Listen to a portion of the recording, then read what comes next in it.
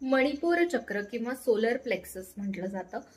मणिपूर चक्र हे आपला रिब केज म्हणजे जिथे आपल्या बरगड्या संपतात तिथपासनं आपल्या बेंबीच्या मध्ये या दोन्हीच्या बरोबर मध्यभागी याचं स्थान सांगितलेलं आहे.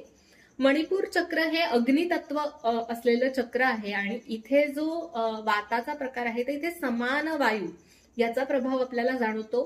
डेफिनेटली पचनाशी संबंधित आहे.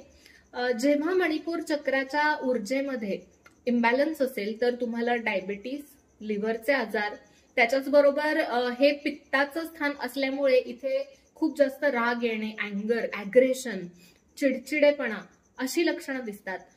ज्या वेळेला मणिपूर चक्राची ऊर्जा ही बॅलन्स झालेली असते, त्याच्यावरची साधना चांगल्या पद्धतीने होत असते, त्यावेळेला तुम्हाला शांत वाटतं, त्यावेळेला तुमची ऊर्जा ही भरपूर असते, भरपूर एनर्जीने काम करता येतं, पचनशक्ती छान असते, तुम्हाला सतत एनर्जेटिक आणि प्रफुल्लित असं वाटतं, आनंदी वाटतं.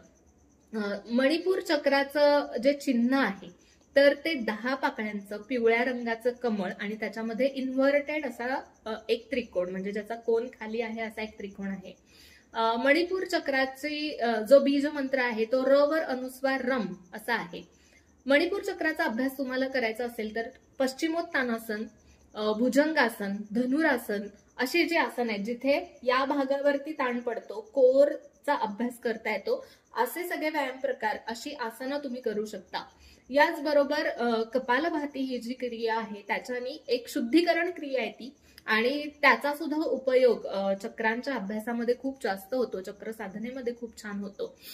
कारण की त्याच्याने जी आपल्या शरीरातली जी ऊर्जा आहे, जी चेतना आहे, तर त्याच्यातली टॉक्सिसिटी बाहेर जाते आणि पॉझिटिव्ह एनर्जी ही आतमध्ये येते.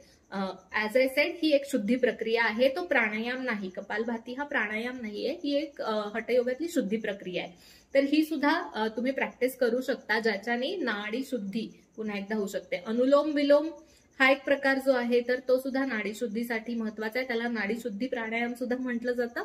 आणि कपालभाती ही जी क्रिया आहे ही सुद्धा एक शुद्धी प्रक्रिया म्हणून तुम्ही या सगळ्या प्रोसेसमध्ये जरूर वापरू शकता. तुम्हाला जर डायबिटीज सारखा त्रास होत असेल, शुगर वाढत असेल, लिव्हरचे त्रास होत असतील, पचन चांगलं नसेल तर तुम्ही जरूर मणिपूर चक्रावरची साधना जी आहे तर त्याचा अभ्यास करा. धन्यवाद.